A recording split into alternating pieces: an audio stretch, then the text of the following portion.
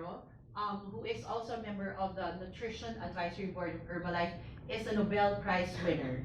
So one of the products of Herbalife here, the Nightworks, that's that's the product that actually won an ingredient of that won that particular Nobel Prize winner. That's how credible, how the integrity of Herbalife in the health and nutrition and wellness industry has been established over the years.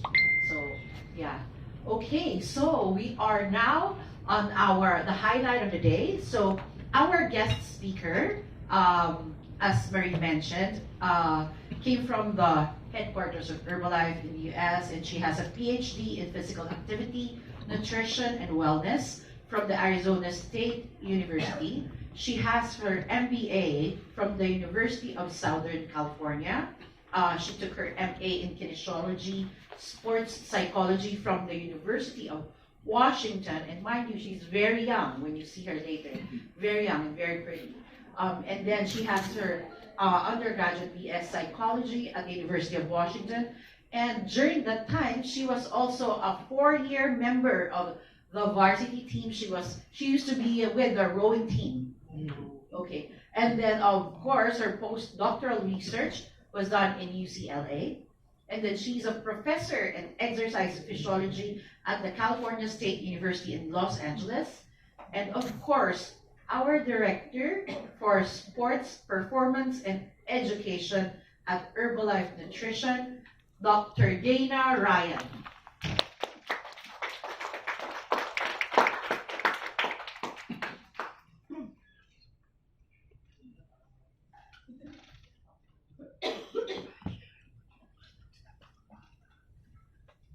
Good morning, or I guess good afternoon. Sorry, I landed late last night. I'm not exactly sure what time. But thank you guys so much for having me. It's really an honor to be back here in the Philippines. I was here 2 years ago, and it was an amazing experience. So I'm happy to be back here again.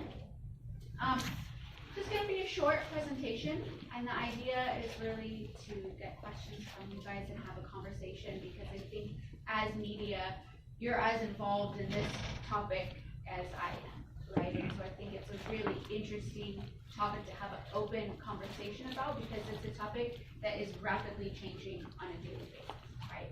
Media today is not what media was 6 months ago, certainly not what it was a year ago or 5 years ago. And so it's an ever-evolving and rapidly evolving topic.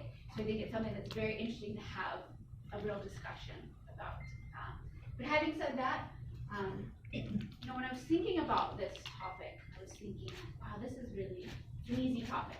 There's so much to say about it. And then trying to put together a presentation, it's almost, where do you start?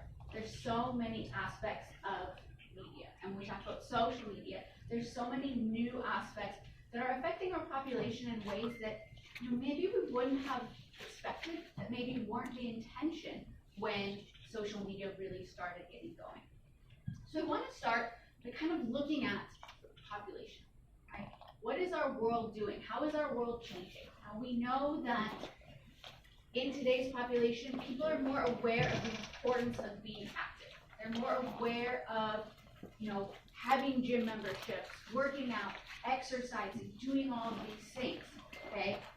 Awareness doesn't always translate into action, unfortunately. But what we're seeing is that there is a huge prevalence of people buying gym memberships and trying to become more active, right? And we look here in the Philippines, there was a report that I was reading that actually lists the Philippines as the fastest growing market in terms of purchasing gym memberships. Okay, so the awareness is there. If we look at sports nutrition, that's also the fastest growing segment in the nutritional market, right? So if we look at year-over-year growth rates around the world, we're seeing a tremendous rise in sports nutrition. Okay, so again, people are aware. They know they need to be active. People are buying products, right? So they're engaging in sports nutrition. They're engaging in things related to a healthy, active lifestyle. But is it working? All right, so if you look at this map, what this is showing us is the percent of the world's population that are either overweight or obese. Okay?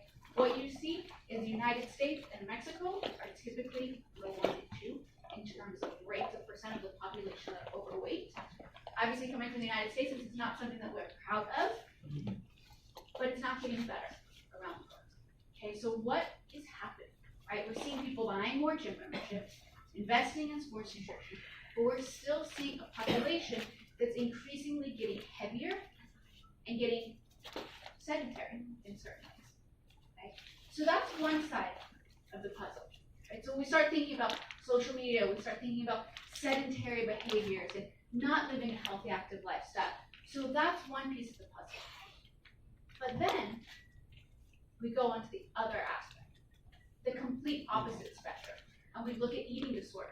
Okay? These are also on the rise, right? This need to be thin, this need to look a certain way, right? So how do we have a population that is both increasing in eating disorders, it's also increasing in obesity, right? So it's a really interesting dynamic of how do we have both ends of the spectrum increasing at the same time, right? And how does the role of social media and media in general play into that?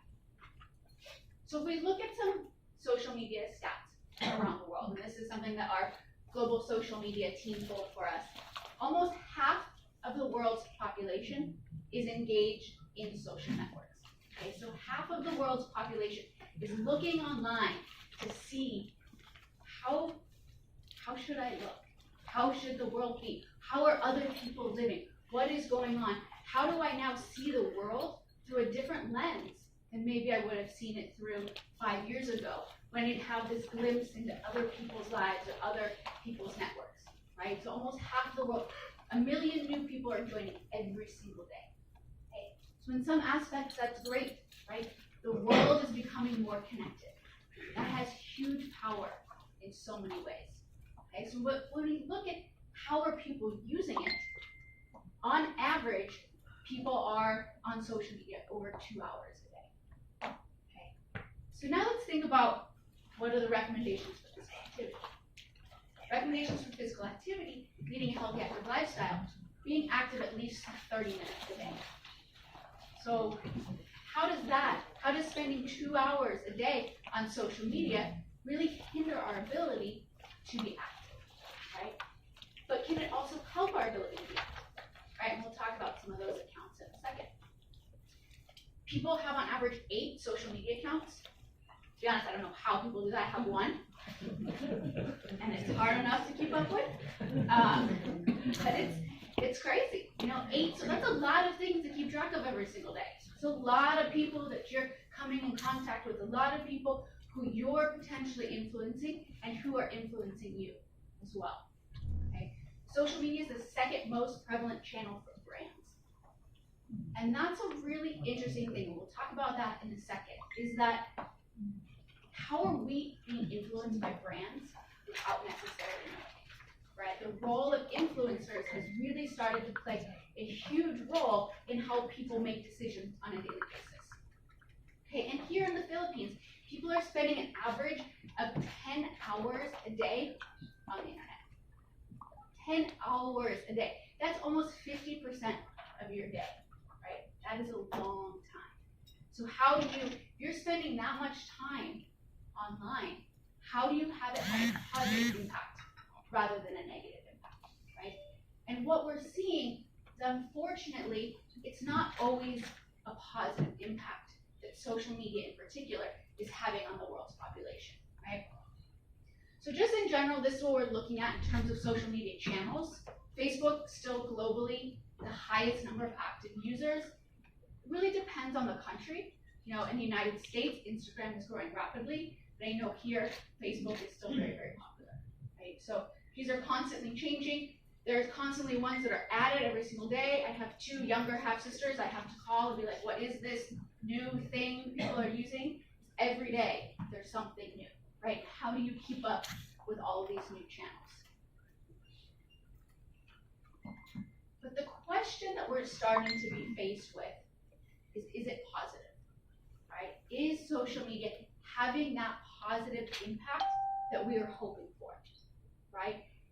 And there's a difference. Males, females, they're using social media in a different way and it's having a different impact, right? So typically, girls use social media more than boys, okay? Especially if we're looking at the younger population, the millennial population. They're using social media all of the time, right? This is becoming their reality, is social media. How they see their friends, how they see the world, how they see they're supposed to live. They're seeing it through social media, okay? And while there can be a lot of good benefits, and I think that's the challenge for us today, how do we turn these numbers that we're gonna talk about into positive numbers, right? Because right now, look at this. So for people that are using social media, there's significantly increased rates of depression, right? So people that are using social media heavily, 30, 40% rates of depression. Okay, so why is that happening, right? And with girls, even more than boys. So girls that are using social media, we're seeing significantly increased rates of depression. For people that are using 5 hours a day or more of social media, we see depression rates of almost 50% in girls, right? 35% in boys.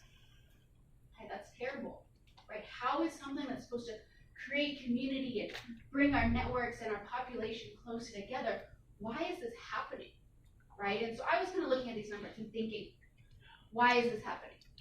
Why is it having this effect? And it kind of took me back to my psychology days, right? What are the human needs? What is a population? What is a person are we striving for every single day? Belonging. We want to feel like we belong to something. We want people to think that we're liked. We want to feel a sense of connection, okay? We want to have health. We want to have prosperity. We want to have safety, right? And now all of these things that you see on here, we're being compared to everybody every single day, right? So, well, this person has this many followers. This person's getting this many likes. This person has this. This person has this.